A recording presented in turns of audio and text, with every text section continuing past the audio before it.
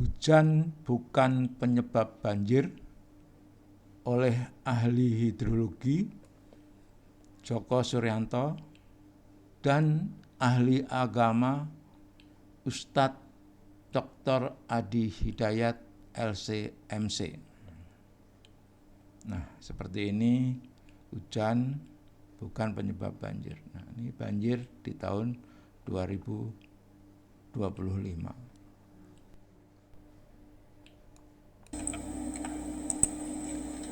Nah, ini kronologis banjir yang secara filosofi, hidrologi. Banjir itu akibat adanya peningkatan debit di sungai.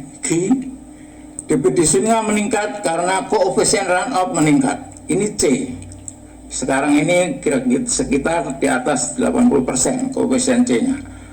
Koefisien ini meningkat karena sebab kerusakan daerah aliran sungai. Ini das dibuang, dibakar, ditebang.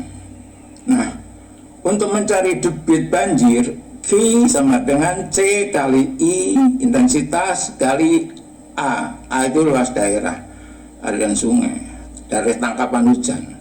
Jadi yang berubah itu C, I intensitas hujan, curah hujannya itu tetap. Ini saya punya bukti ratusan tahun, atau mungkin dari BMKG saya juga punya bukti data. A ini luas tetap. Jadi penyebab banjir itu ini C, runoff-nya dibuang.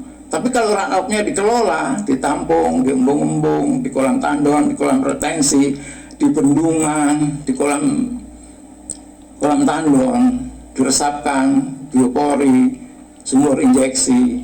Nah, banjir itu akibat adanya peningkatan debit. Solusinya penurunan debit.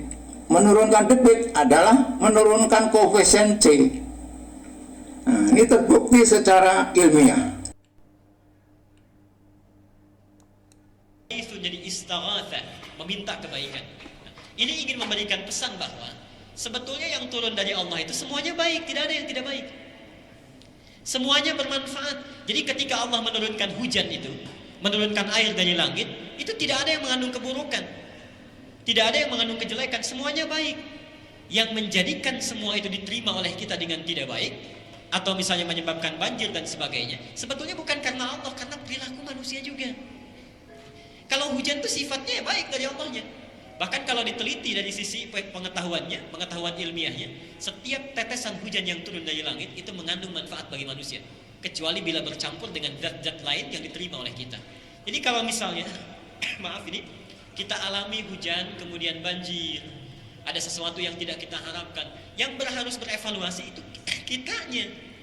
Jangan dikembalikan kepada Allah. Allah tidak pernah kirim banjir, Allah tidak pernah kirim hujan yang tidak bermanfaat. Jadi semua yang datang dari Allah itu ghaithun, nilainya bermanfaat.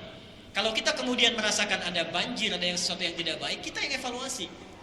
Mungkin ada wilayah sekitar kita yang seharusnya jadi resapan air, yang seharusnya jadi penampungan air, dibangun bangunan-bangunan yang tinggi, dibangun tempat-tempat yang tidak mampu meresap air lagi. Nah, itu evaluasi kita yang harus melihat ke sana. Asa yastaghitsu istighatsah. Istighatsah itu memohon segala hal yang bermanfaat.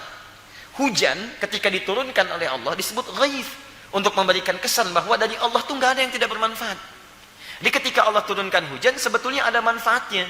Cuman kenapa jadi banjir? Yang menyebabkan banjir bukan Allah, manusianya yang tidak pandai mengatur bagaimana hujan itu mesti ditampung. Yang salah bukan Allah, karena sifat air itu hanya untuk mengalir. Ya, tempat tinggi ke tempat yang rendah. Antum yang menjadikan tempat-tempat itu ada banjirnya, saluran tidak diatur. Makanya kadang-kadang Allah turunkan untuk memberikan kesempatan kepada antum menyadari ada yang salah dalam sistem kehidupan antum. Turunkan oleh Allah. Anehnya sana nggak hujan, sini hujan. Begitu sini hujan, banjir, untuk menunjukkan ada yang salah di sistem kehidupan anda di sini. Perbaiki. Kalau Allah nggak turunkan, nggak akan ketahuan sumbernya di mana. Jelas ya?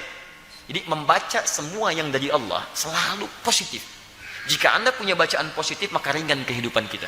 Gampang, gak akan punya banyak masalah. Dan acara kita malam ini selesai.